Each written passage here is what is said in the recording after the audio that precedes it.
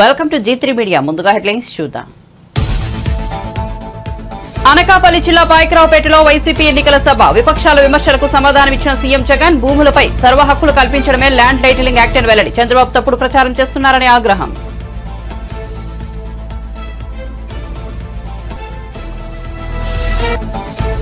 కోనసీమ జిల్లా మండపేటలో వారాహి విజయవేరి సభ. మన ఆస్తి పత్రాలపై జగన్ హక్కు ఏంటన్న పవన్ కళ్యాణ్. ఈ విషయంపై ప్రజలు నిలదీయాలని పిలుపు. జగన్ కు వైసీపీకి ప్రజలు పొలిటికల్ హాలిడే ప్రకటించాలని వ్యాఖ్యలు.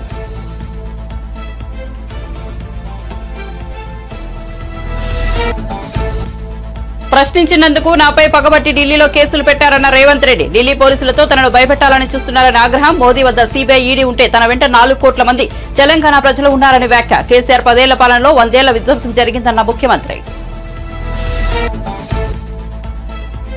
మోదీ ప్రభుత్వం బడా కార్పొరేటర్లకు 14.5 లక్షల కోట్ల రుణమాఫీలను మాఫీ చేసిందన్న కేటీఆర్. ఈ మాఫీ చేయలేదని నిరూపిస్తే రాజీనామా చేస్తానని సవాల్. అంతర్జాతీయ మార్కెట్లో చమురు ధరలు తగ్గితే మోదీ మాత్రం పెంచారని విమర్శ. ఇక వివరాల్లోకి వెళ్తే ఏపీ ముఖ్యమంత్రి వైసీపీ అధినేత వైఎస్ జగన్మోహన్ రెడ్డి అనకాపల్లి జిల్లా పాయకరావుపేట ఎన్నికల ప్రచార సభకు హాజరయ్యారు. ఈ సందర్భంగా ఆయన మాట్లాడుతూ ల్యాండ్ టైటిలింగ్ యాక్ట్ పై విపక్షాలు తప్పుడు ప్రచారం చేస్తున్నాయని మండిపడ్డారు. భూములపై సర్వ హక్కులు కల్పించడమే ల్యాండ్ టైటిలింగ్ యాక్ట్ అని ముఖ్య ఉద్దేశమని స్పష్టం చేశారు. సమగ్ర సర్వే ద్వారా భూములపై వారికే హక్కులు కల్పిస్తున్నారని వివరించారు. కానీ చంద్రబాబు ల్యాండ్ టైటిలింగ్ యాక్ట్ పై లేనిపోయిన అవాస్తవాలు ప్రచారం చేస్తున్నారని ఆరోపించారు. జగన్ క్యారెక్టర్ ఏంటో రాష్ట్ర ప్రజలందరికీ తెలుసని, జగన్ భూములు ఇచ్చేవాడే కానీ భూములు లాగేసుకునేవాడు కాదని స్పష్టం చేశారు. ప్రతి నెల 2000 రూపాయలు నిరుద్యోగ భృతి అన్నాడు. నేను అడుగుతా ఉన్నా 5 సంవత్సరాలు చంద్రబాబు పాలన అంటే 60 నెలలు ఇంటూ నెలకు 2000 రూపాయలు అంటే ప్రతి ఇంటికి 1,20,000 రూపాయలు ఎవరికి ఇచ్చాడు అని అడుగుతా ఉన్నారు మీ బిడ్డ. 2 చేతులు పైకెత్తాలి.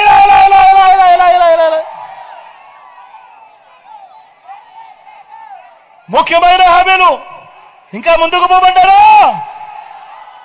అర్హులందరికీ 3 సెంట్ల స్థలం కట్టుకునేందుకు పక్కా ఇల్లు.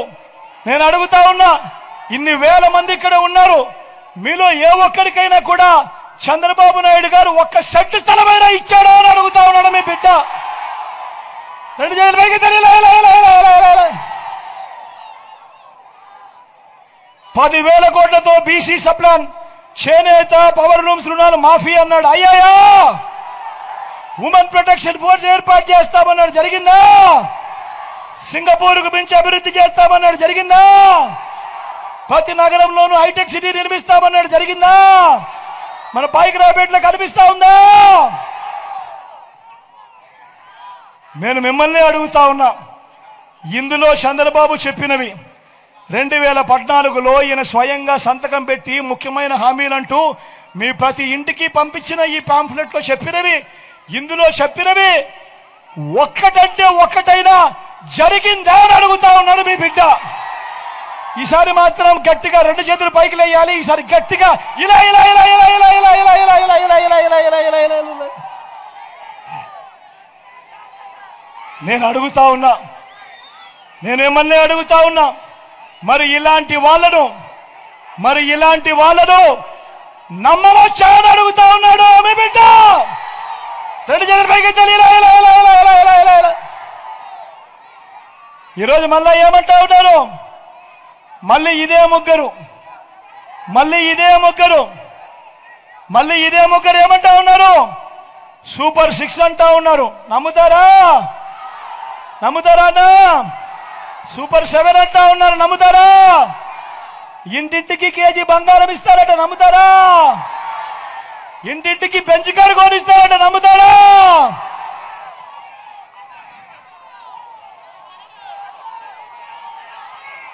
ఆలోచన చేయమని మిమ్మల్ని అందరినీ కూడా కోరుతా ఉన్నా. ఇలాంటి అబద్ధాలు, ఇలాంటి మోసాల మధ్య ఎన్నికలు జరుగుతూ ఉన్నాయి. మీ అందరితో కూడా ఒకటే చెప్తా ఉన్నా, వాలంటీర్లు మళ్ళీ ఇంటికే రావాలన్నా, పేదవాడి భవిష్యత్ మారాలన్నా, లంచాలు వివక్ష లేని పాలన జరగాలన్నా, పథకాలన్నీ కొనసాగాలన్నా, మన బడులు, మన పిల్లలు బాగుపడాలన్నా, మన వ్యవసాయము, మన హాస్పిటల్లు మెరుగుపడాలన్నా ఏం చేయాలి? 2 బటన్లు ఫ్యాన్ మీద నొక్కాలి. 2 బటన్లు ఫ్యాన్ మీద. కోనసీమ జిల్లా మండపేటలో నిర్వహించిన వారాహి విజయవేల్ సభకు జనసేనాని పవన్ కళ్యాణ్ హాజరయ్యారు. ఈ సందర్భంగా ఆయన ప్రసంగిస్తూ ల్యాండ్ టైటిలింగ్ యాక్ట్ ను ప్రస్తావించారు. వైసీపీకి ఓటేస్తే ప్రజల ఆస్తులు గాల్లో దీపాలే అవుతాయని వ్యాఖ్యానించారు. మన ఆస్తి పత్రాలపై జగన్ హక్కు ఏంటి? ఈ విషయాన్ని ప్రజలు నిలదీయాలని పిలుపునిచ్చారు.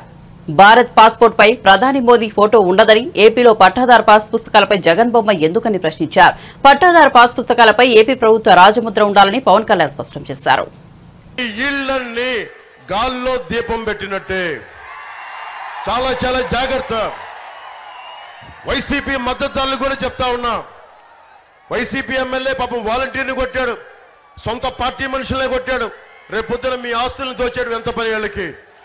రేపొద్దున మేము అండగా ఉండాల్సి వస్తుంది. అలాంటి పరిస్థితులు లేకుండా నేను మంచిగా చెప్తున్నా, మర్యాదగా చెప్తా ఉన్నా. Land titling act is not land titling act, it is Jagan's land grabbing act. మీ ఆస్తుల్ని దోచేయడానికి చట్టం తీసుకొస్తున్నాడు. మాట్లాడితే కేంద్రం తీసుకొచ్చింది అంటాడు. కేంద్రం చాలా ముసాయిదాలు ఇస్తుంది.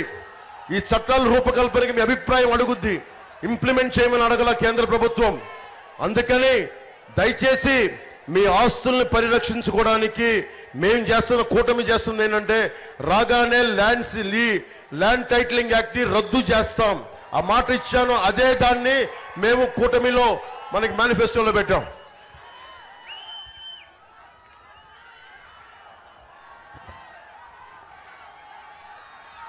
ముఖ్యంగా ఆరోగ్య బీమా నేను కొన్ని కీలకమని చెప్పి వదిలేస్తున్నాను. ఆరోగ్య బీమా కూటమి ప్రభుత్వం కుటుంబానికి 25 లక్షల రూపాయలని కూటమి ప్రభుత్వం మద్దతు తీసుకెళ్తున్నాం. నీకు ఏ జబ్బు వచ్చినా, ఏ కష్టం వచ్చినా హాస్పిటల్కి వెళ్లే ఖర్చులకి 2 లక్షలు 3 లక్షలు కాకుండా కుటుంబానికి 25 లక్షల రూపాయల వరకు ప్రీమియం ప్రభుత్వం ఇన్సూరెన్స్ కంపెనీల ద్వారా చెల్లించే బాధ్యత కూటమి ప్రభుత్వం తీసుకుంటుంది.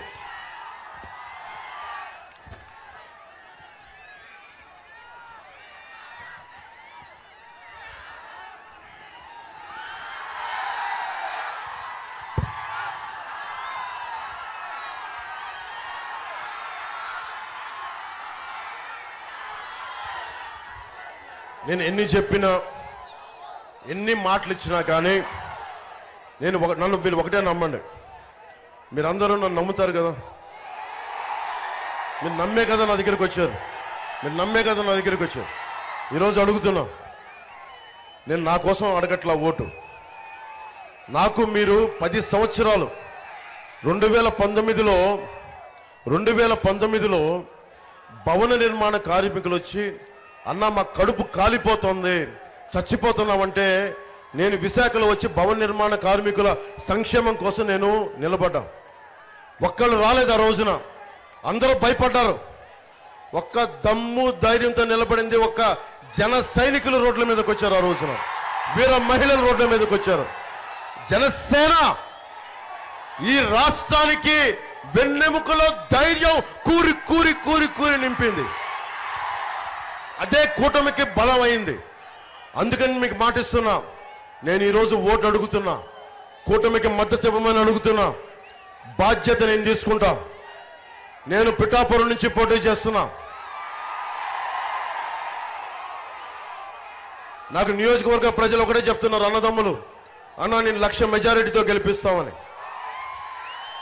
మీకు ఎన్ని సమస్యలున్నా మీరు గుర్తుపెట్టుకోండి, ఒక్క పదవి లేకుండా, ఒక్క ఎమ్మెల్యే లేకుండా నేను దశాబ్దం మీకోసం ఒళ్ళు వంచి గుడ్డలా పనిచేశాను మీకోసం.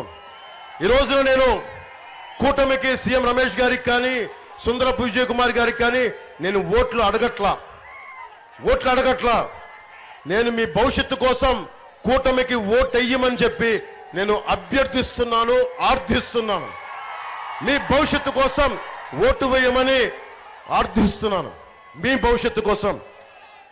ఏ భవిష్యత్తులో, ఏ 100 రోజుల్లో, వచ్చిన 100 రోజుల్లో ఎవడైతే గంజాయి సాగు చేశాడో వాళ్ళందరినీ రోడ్ల మీద నడిపించి, మోకాళ్ళ మీద నడిపించి తొక్కు నార తీస్తాం ఒక్కొక్కడికి. రిజర్వేషన్లపై తాను ప్రశ్నించినందుకు గాను ప్రధాని నరేంద్ర మోదీ కేంద్ర మంత్రి అమిత్ షా తనపై పగబట్టి ఢిల్లీలో కేసు పెట్టారని తెలంగాణ ముఖ్యమంత్రి రేవంత్ రెడ్డి అన్నారు. ఈడీ, సీబీఐ, ఐటీతోనే కాదు ఢిల్లీ పోలీసులతో తనను భయపెట్టాలని చూస్తున్నారని, కానీ తాను భయపడే వ్యక్తిని కాదన్నారు.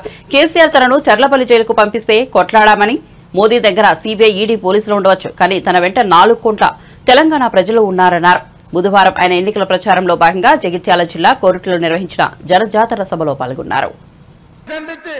మీకు ఉద్యోగాలలో రిజర్వేషన్లు ఇచ్చి ఇవాళ మీకు రాజకీయాలలో రిజర్వేషన్లు ఇచ్చినందుకే అట్లూరి లక్ష్మణ్, కవంపల్లి సత్యనారాయణ, మేడిపల్లి సత్యం లాంటి వాళ్ళు ఎమ్మెల్యేలు, విప్పులైన దామోదర్ రాజ నరసింహ గారు మంత్రి అయిన బట్టి విక్రమార్క గారు ఫిర్యాదుదారంటే కేంద్ర హోంశాఖను స్వయంగా పోయి రేవంత్ రెడ్డి బీసీలను, ఎస్సీలను, ఎస్టీలను జాగృతం చేస్తుండు. వాళ్ళ రిజర్వేషన్ల రద్దు మీద ఊరూరు తిరిగి ప్రచారం చేస్తుండు. ఆయనను అర్జెంటుగా అరెస్టు చేయాలని ఢిల్లీలో కేసు పెట్టారు.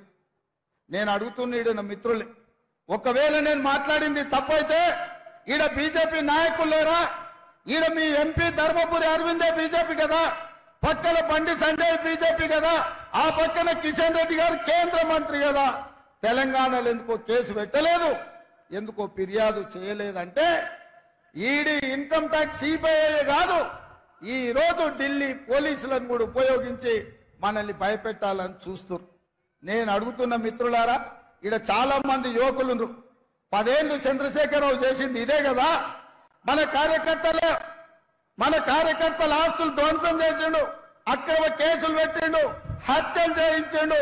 అయినా కార్యకర్తలు ఎవరు చంద్రశేఖరరావుకు లొంగలేదు, తిరగబడి చంద్రశేఖరరావును బొందబెట్టిరు. మొన్న జరిగిన డిసెంబర్ ఎన్నికల్లో కేసులకు భయపడతామా సోదరులారా? మీ సోదరుడు మీ రేవంత్ అన్న కేసులకు భయపడతాడా? చంద్రశేఖరరావు చెర్లపల్లి జైలుకు తోలితే భయపడ్డామా? చెంచల్గూడ జైల్లో బంధిస్తే భయపడ్డామా? తిరగబడి కొట్లాడినాం, కేసులు పెట్టినోని ఇవాళ పండబెట్టినాం, గోతి తీసి పాతి పెట్టినాం. నేను అదే మాట చెప్పదలుచుకున్న బీజేపీ నాయకులకు, మీరు ఢిల్లీలో పోలీసులు ఉండొచ్చు, ఈడీ ఉండొచ్చు, ఇన్కమ్ ట్యాక్స్ ఉండొచ్చు, సిబిఐ ఉండొచ్చు, మీ దగ్గర, నా దగ్గర 4 కోట్ల తెలంగాణ ప్రజలను, 50 లక్షల తెలంగాణ యువకులు ఉన్నారు. ఈ 50 లక్షల తెలంగాణ యువకులతోనే తెలంగాణకు వచ్చిన దరిద్రం, చీడను, పీడను చంద్రశేఖరరావును వదిలించినాం. మా వాళ్ళ దెబ్బకు చంద్రశేఖరరావు నడుము ఇరిగి బోర్ల బొక్కలు వాడి, బొక్కలు ఇరిగి బోర్ల పడ్డాడు. మరి ఇవాళ గుజరాత్ నుంచి వాళ్ళిద్దరు కూడా బయలుదేరి నిన్నటికి నిన్న మోడీ గారు వచ్చారు. ఆయన ఈ దేశ ప్రధానమంత్రి, ఆయనను గౌరవించాల్సిన బాధ్యత మన మీద ఉన్నది. ఒక ప్రధానమంత్రిగా, వయసులో పెద్దవాడిగా, 13 సంవత్సరాలు ముఖ్యమంత్రిగా, 10 సంవత్సరాలు ప్రధానమంత్రిగా చేసిన నరేంద్ర మోడీ గారిని, వయసులో చిన్నవాడిని, మొదటిసారి ముఖ్యమంత్రి అయిన వాడిని తప్పకుండా వారిని గౌరవిస్తా, వారు ఎదురు పడితే నమస్కారం కూడా పెడతా. కానీ నరేంద్ర మోడీ గారు ఈ దేశ ప్రధానమంత్రిగా కాకుండా గుజరాత్ వాడిగా తెలంగాణకు వచ్చి తెలంగాణలో మనల్ని తిట్టిండు, మనల్ని శాపించిండు, మనల్ని దెబ్బతీయాలని కుట్ర చేస్తున్నాడు. ఎవరైనా ఎన్నికలప్పుడు వస్తే ఈ ప్రాంతానికి ఏమి ఇస్తారో, ఈ ప్రాంతానికి ఏం తెస్తారో చెప్పాలి. ఇవాళ నిన్న అది చెప్పలేదు. గతంలో కాంగ్రెస్ పార్టీ బయ్యారం ఉక్కు కర్మాగారం ఇచ్చింది, దాన్ని రద్దు చేసిండు. రైల్వే కోచ్ ఫ్యాక్టరీ ఇచ్చిండు కాజీపేటలో, రద్దు చేసిండు. ITIR కారిడార్ ఇచ్చిండు, రద్దు చేసిండు. IIM IITలు ఇచ్చిండు, రద్దు చేసిండు. పాలమూరు రంగారెడ్డి ఎత్తిపోతల పథకానికి జాతీయ హోదా ఇస్తే రద్దు చేసిండు. అంతెందుకు, మీ గుండె బాండ్ పేపర్ రాసిచ్చాడు, 5 రోజులలో పసుపు బోర్డు ఇస్తా అని. 5 ఏళ్ళైనా ఇయ్యలే. నరేంద్ర మోడీ గారు ఏమైనా అది చెప్తారేమని నేను అనుకున్నా. నిజామాబాద్కు పసుపు బోర్డు ఇస్తా అన్నాం, ఇస్తున్నాం తీసుకోండి ఆ రైతులకు అని. చక్కెర కర్మాగారాన్ని ఇయ్యాలొచ్చి మాటలు చెప్తున్నాడు ఆయన. పసుపు గిట్టుబాటు ధర లేదు, ఎర్రజొన్నలు గిట్టుబాటు ధర లేదు, మొక్కజొన్న గిట్టుబాటు ధర లేదు. మీ చెరుకు కర్మాగారం తెరిచే పరిస్థితులు లేవు. ఇవేవి చెప్పలే. కాంగ్రెస్ పార్టీని ఈ దేశంలోనే లేకుండా చెయ్యాలి అని వారు అంటున్నారు. కాంగ్రెస్ ముక్త భారత్ అంటున్నాడు. నేను అడుగుతున్నా, కాంగ్రెస్ ముక్త భారత్ అంటే మేము ఇచ్చిన రిజర్వేషన్లు రద్దు చేయడమే కదా. కాంగ్రెస్ ముక్త భారత్ అంటే మేము ఇచ్చిన తెలంగాణను అవమానించడమే కదా.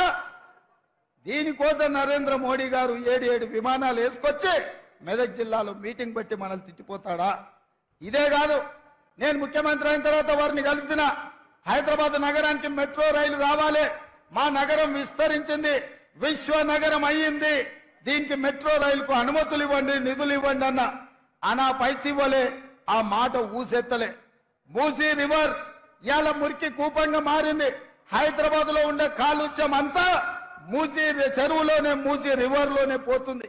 దాన్ని ప్రక్షాళన చేసి మూసీ రివర్ ఫ్రంట్ చేయాలి, Musi river develop. Telangana BJP అధ్యక్షుడు కిషన్ రెడ్డి కరీంనగర్ బీజేపీ అభ్యర్థి బండి సంజయ్ కి బీఆర్ఎస్ వర్కింగ్ ప్రెసిడెంట్ కేటీఆర్ సవాల్ విసిరారు. మోదీ ప్రభుత్వం బడా కార్పొరేటర్లకు 14.5 లక్షల కోట్ల రుణాలను మాఫీ చేయలేదని నిరూపిస్తే తాను రేపే ఎమ్మెల్యే పదవికి రాజీనామా చేస్తారని సవాల్ విసిరారు. మేడే సందర్భంగా తెలంగాణ భవన్లో ఏర్పాటు చేసిన కార్యక్రమంలో ఆయన పాల్గొన్నారు. అనంతరం కేటీఆర్ మాట్లాడుతూ కరోనా కాలంలో ప్రజలు ఇబ్బందులు పడుతుంటే ప్రధాని మోదీ పట్టించుకోలేదని ఆరోపించారు. కార్మికులను, కర్షకులను మోదీ చావగొట్టారన్నారు. పబ్లిక్ సెక్టర్లు కానీ అమ్మద్దన్నా అమ్మనీయద్దన్నా బీఆర్ఎస్ ఉండాలి. హైదరాబాద్ను కేంద్రపాలిత ప్రాంతం చేస్తారని ఒక మాట వినబడతాం. జూన్ 2 దాకా ఉమ్మడి రాజధాని హైదరాబాద్. ఆ తర్వాత ఎందుకంటే ఇక మోడీకి పట్టు దొరకలేదు ఇక్కడ. కాబట్టి ఏంటంటే అవసరమైతే కేంద్ర ప్రభుత్వం దీన్ని కేంద్రపాలిత ప్రాంతం చేసి మళ్ళీ లెఫ్టినెంట్ గవర్నర్ని పెట్టి మొత్తం అంతా కంట్రోల్ అంతా వాళ్ళ చేతిలో పెట్టుకోవాలి, జుట్టు వాళ్ళ చేతిలో పెట్టుకోవాలన్నది వాళ్ళ ఆలోచన. అట్లా కావద్దు. హైదరాబాద్ మనది మనకే ఉండాలి. మన 440 సంవత్సరాల చరిత్ర కలిగిన హైదరాబాద్, తెలంగాణ ప్రజల చెమట రక్తంతో నిర్మించిన హైదరాబాద్ మనది మనకే ఉండాలంటే తప్పకుండా మనం ఆ కుట్రను కూడా అడ్డుకోవాలంటే బీఆర్ఎస్ ఉండాలి. అదేవిధంగా ఇప్పుడు గోదావరి నీళ్ళని తీసుకుపోయి కిందికి కలుపుతా, కావేరీలో కలుపుతా అంటాడు మోడీ. గోదావరి నీళ్ళు మన అవసరాలు తీరినాక కలిపితే పర్వాలేదు, కానీ మన అవసరాలు తీరకుండా కిందికి కొట్టబోతానంటే దాన్ని అడ్డుకోవాలంటే బీఆర్ఎస్ ఉండాలి. కొంతమంది బీజేపీ ఎంపీలు చెప్తున్నారు, ఖుల్లా చెప్తున్నారు, రాజ్యాంగాన్ని తీసేస్తాం, రిజర్వేషన్లు ఎత్తేస్తాం అంటున్నారు. ఎస్సీ ఎస్టీ రిజర్వేషన్లు కానీ, ముస్లిం మైనార్టీలకు ఇచ్చిన రిజర్వేషన్లు కానీ తీసేస్తామని మాట్లాడుతున్నారు.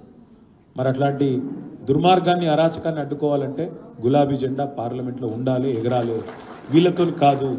అందుకే నేను మిమ్మల్ని మనస్ఫూర్తిగా కోరేది, ఇంకా చెప్పాలంటే చాలా ఉంది, కానీ ఈసారి బీజేపీ గెలిస్తే మాత్రం సింగరేణి ఉండదు. ఈసారి బీజేపీ గెలిస్తే నవరత్నాలు ఉండయి, మహారత్నాలు ఉండయి, ఏ రత్నాలు ఉండయి, అన్నీ అమ్మేస్తాడు. వాళ్ళ దోస్తుకి ఇష్టమైన దోస్తుకు మొత్తం కట్టబెడతాడు. మళ్ళీ పైసలు కూడా వేరేటోళ్ళే కావు, మీ పైసలే పెట్టి మీ వెళ్తా మీ కంటనే ఓడిపిస్తాడు. మీ ఈపీఎఫ్ పైసలే, మీ ఎల్ఐసి పైసలే, మన దగ్గర పెట్రోల్ డీజిల్ మీద దోచిన పైసలే వాళ్ళ పెద్ద పెద్ద దోస్తులకు వాళ్ళ జేబులలో పెట్టి మళ్ళీ వాళ్ళతోనే కొనిపించి ఇంత అద్భుతమైన నాటకాన్ని మోడీ గారు తీసుకొస్తారు. నేను మీ అందరితో మనస్ఫూర్తిగా ప్రార్థించేది, కార్మికులు బాగున్న నాడే, పరిశ్రమలు బాగున్న నాడే, మనం సంపద సృష్టించిన నాడే, కులాలు మతాలకు అతీతంగా మనం కలిసికట్టుగా ముందుకు కదిలినాడే జాతి నిర్మాణం జరుగుతుంది తప్ప, లేకపోతే ఎంతసేపు కులాలు మతాల పేరిట, జాతుల పేరిట విడిపోయి కొట్లాడుకుంటే ఎన్నటికి కూడా మనం ఆశించిన, మన పిల్లలకు కూడా మనం ఆశించిన భారతదేశాన్ని మనం అందించలేము. దయచేసి మీతో ప్రార్థన, కులము మతము జాతి అది అందరికీ ఉంటుంది.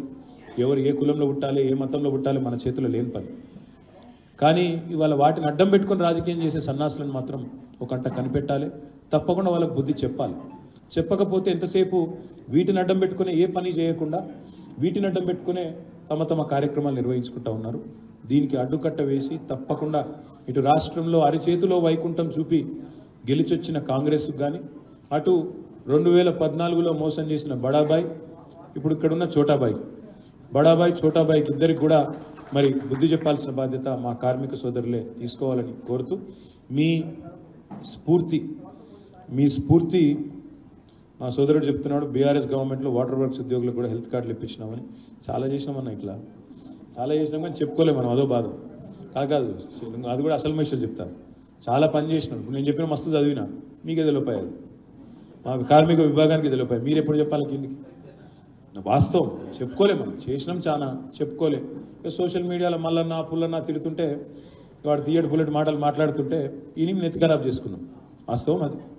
కాబట్టి చేసిన పని కూడా చెప్పుకోలేము మనం చక్కగా. ఇప్పుడు చేయాల్సింది ఏంటంటే పోరాటాలు చేయడంతో పాటు, చేసిన పని చెప్పుకోవడంతో పాటు రేపేం చేస్తామో కూడా చెప్పాలి. తప్పకుండా ప్రజల పక్షాన్ని నిలబడుతూ కార్మిక ఉద్యమాలకు కూడా నేను కూడా అండగా వ్యక్తిగతంగా ఉంటానని చెప్పి కూడా మళ్ళొకసారి తెలియజేస్తూ, నాకు కొద్దిగా ఆరోగ్యం బాగాలేదు కాబట్టి నాకు పోయేందుకు అనుమతి ఇవ్వాలని కూడా కోరుతూ, జై తెలంగాణ.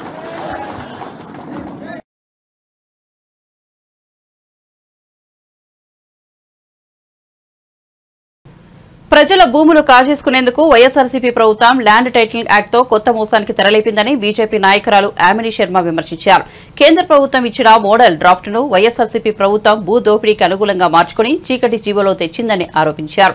5 ఏళ్లుగా వైఎస్ఆర్సీపీ నాయకులు ప్రభుత్వ దేవాదాయ భూములు దోచుకున్నారన్నారు. వైసీపీ ప్రతిసారి కూడా ఆ అక్షరమాల కొత్తగా పెద్దగా మారిపోతూనే ఉంది. ఆల్ఫాబెట్ సరిపోవట్లేదు, ఎలా ఏ విధంగా తగ్గిద్దామన్నా కూడా సరిపోవట్లేదు. అంటే వాళ్ళు చేస్తున్నటువంటి అరాచకాలు కానీ అవినీతి కానీ వారి విధ్వంసకర పాలన గురించి చెప్పడానికి అక్షరాలు కూడా సరిపోవట్లేదు. ఏ అంటే అక్రమ ఆస్తులు, బి అంటే భూ కబ్జా బకాసురులు, సి అంటే కరప్షన్, డి అంటే దోచుకోవడం దాచుకోవడం. ఇట్లాగా మళ్ళీ కొత్తగా యాడ్ అవుతూ ఉంది, పెరిగిపోతూనే ఉంది అక్షరమాల. ప్రజలు ఎంత చీత్కరిస్తున్నా ఏమాత్రము కొంచెం కూడా మార్పు అనేది లేకుండా మళ్ళీ ప్రజలని మాయ చేయాలని, మభ్యపెట్టాలని, మోసం చేయాలని పదే వైసీపీ పార్టీ జగన్మోహన్ రెడ్డి గారు చేస్తున్న ప్రయత్నం చూస్తుంటే ఈ రాష్ట్ర ప్రజలపైన ఎందుకు ఈయనంత కక్ష కట్టారనేది నిజంగా అర్థం కావట్లేదు. ల్యాండ్ టైటిలింగ్ గురించి వచ్చేటప్పటికీ ప్రజలందరూ కూడా వ్యతిరేకిస్తూ మా భూములపైన మా పత్రాలపైన నీ పెత్తనమేంది బాబు అని చెప్పని, నీ ఫోటో ఏంది, నీ స్టిక్కర్ ఏంది, స్టిక్కర్ల గోల్ ఏంటి, మీ ప్రచార పిచ్చేంటి అని చెప్పని ప్రజలు నిలదీస్తూ ఉన్నారు. దాని నుంచి తప్పించుకోవడం కోసం ప్రజలకి గుట్టు రట్టు అయిపోయింది. వారు ఇప్పటి వరకు లోపల జీవోలు ఇచ్చుకొని పైకి ఏమీ లేదు, అంతా బాగానే ఉంది, మేము ప్రజల కోసమే చేస్తున్నాము, రైతుల కోసం మంచి చేయబోతున్నాము నాటకాలు ఆడుతూ మోసపు మాటలు చెప్తూ లోపల చాప కింద నీరులాగా ఈ రాష్ట్ర ప్రజల యొక్క భూముల్ని నాక్కునే విధంగా ఒక పెద్ద కుట్రకి పన్నాగం పన్నుతున్నారు అనేది బహిర్గతం కాగానే ఇప్పుడు మళ్ళీ భుజాలు తడిమేసుకుంటూ కేంద్రం పైన నెట్టేస్తున్నారు. కేంద్రం చెప్పింది కాబట్టి మేము కూడా మొట్టమొదటి రాష్ట్రము ఇంప్లిమెంట్ చేస్తున్నామని. నీతి ఆయోగ్ చెప్పింది ఒకటైతే దాన్నే ఇంప్లిమెంట్ చేస్తున్నాము అని చెప్పని ప్రజల్ని మోసం చేస్తున్నారు. ఇక్కడ ఇప్పటి వరకు కొన్ని లక్షల ఎకరాల ప్రభుత్వ భూముల్ని దాదాపు కబ్జా చేసేశారు. దేవాదాయ భూములు చూడండి, 4 లక్షల ఎకరాల దేవాలయ భూములు 40,000 ఎకరాల పైగా కనిపించట్లేదని చెప్పని ఆ శాఖ మంత్రి చెప్తున్నాడు. విశాఖ చూడండి, అమరావతి చూడండి, రాష్ట్రంలో ఏ మూల చూసినా ప్రభుత్వ భూముల్ని అక్రమంగా ఈ 5 ఏళ్లలో అడ్డగోలుగా కబ్జా చేసి పడేశారు వైసీపీ నాయకులు. ప్రైవేటు వాళ్ళవి చూసాము, విశాఖలో చూసాము, చాలా చోట్ల చూసాము. బెదిరించి వారిని భయపెట్టి భయభ్రాంతులకి గురి చేసి రకరకాలుగా హింస పెట్టి ప్రైవేటు వాళ్ళ భూముల్ని కూడా తీసుకోవడం చూసాం. ఈ చట్టం పేరుతో మీరు చేయబట్టినటువంటి కుట్రని ఇక్కడ ఉన్నటువంటి కూటమి ఎదుర్కొని ప్రజలకి వాస్తవాలని చెప్పడం జరుగుతుంది. భారతీయ జనతా పార్టీ 400 సీట్లు గెలిచి ఎస్సీ, ఎస్టీ, బీసీల రిజర్వేషన్లు తొలగించాలని కుట్ర పన్నుతోందని మంత్రి పొన్నం ప్రభాకర్ ఆరోపించారు. ఆదాని అంబానీలకు దేశాన్ని అప్పగించాలని బీజేపీ యోచిస్తోందని విమర్శించారు. సిరిసిల్లలో మీడియాతో మంత్రి మాట్లాడారు. కేంద్రంలో కాంగ్రెస్ అధికారంలోకి వస్తేనే రాష్ట్రానికి అవసరమైన నిధులు అందుతాయని చెప్పారు. దేశంలో ఉన్న మేధావులు, దేశంలో ఉన్నటువంటి అనేక మంది ప్రజాస్వామికవాదులు ఎందుకు ప్రధానమంత్రి గారికి 30 సంవత్సరాల తర్వాత ఇంత కంఫర్టబుల్ మెజారిటీ ఇచ్చిన తర్వాత కూడా ఆయన దేశంలో ఉన్నటువంటి ఆస్తి సంపద అంతా ఆదాని అంబానీకి అప్పచెప్పుకుంటూ కూడా అన్ని ప్రతిపక్షాలు ఇండియా కూటమి చెప్తే కూడా ఆయన నియంతృత్వంగా పోతా ఉన్నాడు.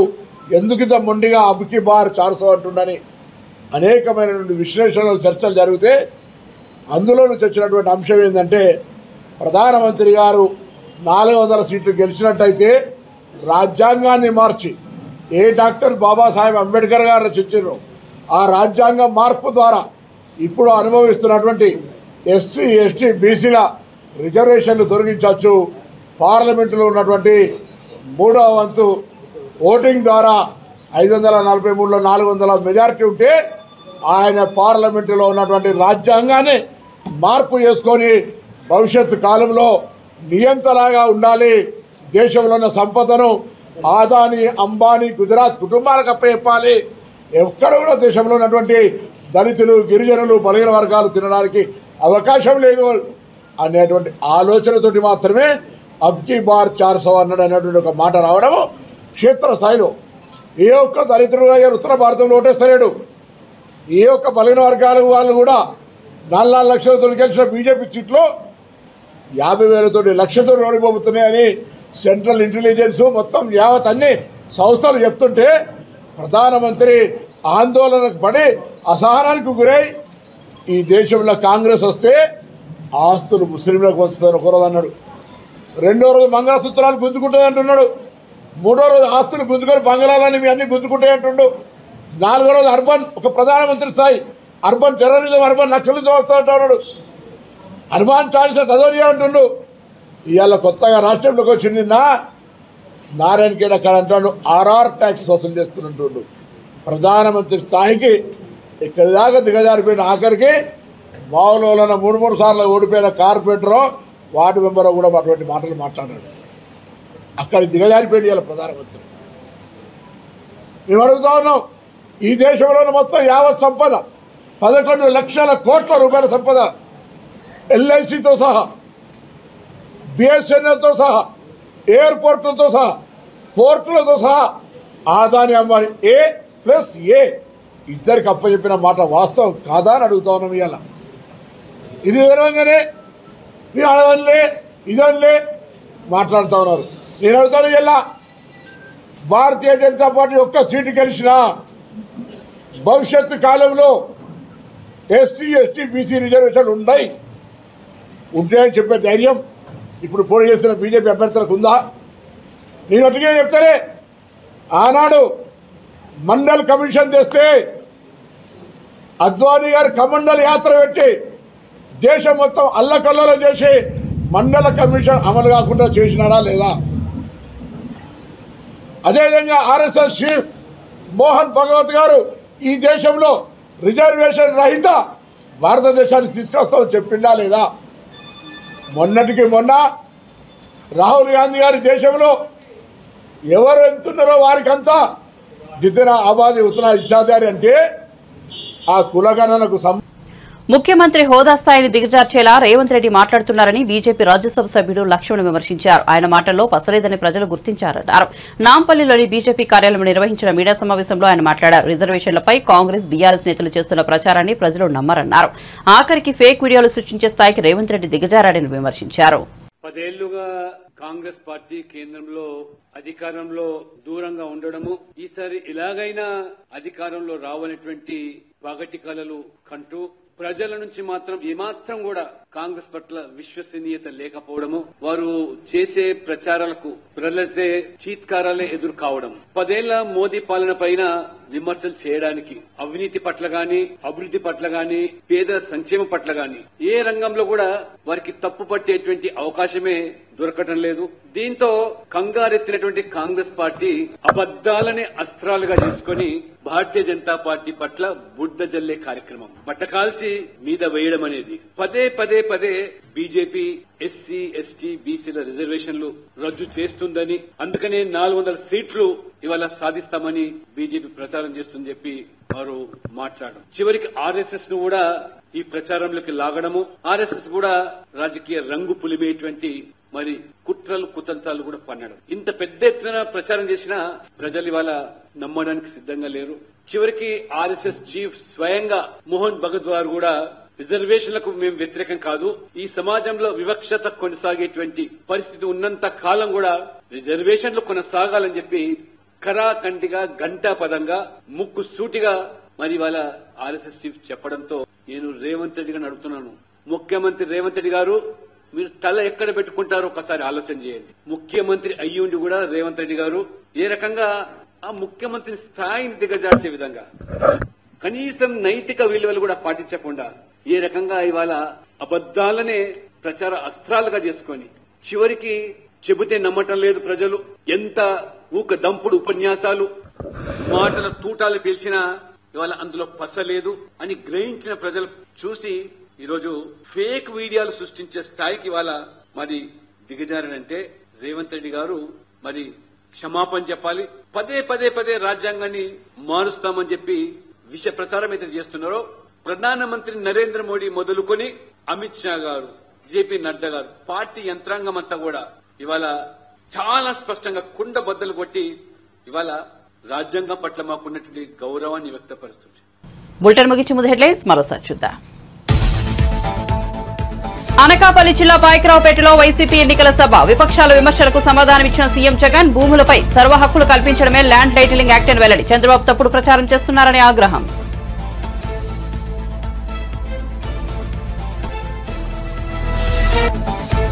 కోనసీమ జిల్లా మండపేటలో వారాహి విజయవేరి సభ. మన ఆస్తి పత్రాలపై జగన్ హక్కు ఏంటన్న పవన్ కళ్యాణ్. ఈ విషయంపై ప్రజలు నిలదీయాలని పిలుపు. జగన్ కు వైసీపీకి ప్రజలు పొలిటికల్ హాలిడే ప్రకటించాలని వ్యాఖ్యలు.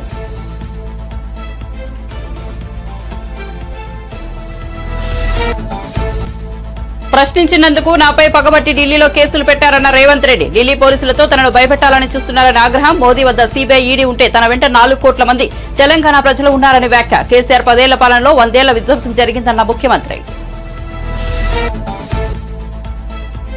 మోదీ ప్రభుత్వం బడా కార్పొరేటర్లకు 14.5 లక్షల కోట్ల రుణమాఫీలను మాఫీ చేసిందన్న కేటీఆర్.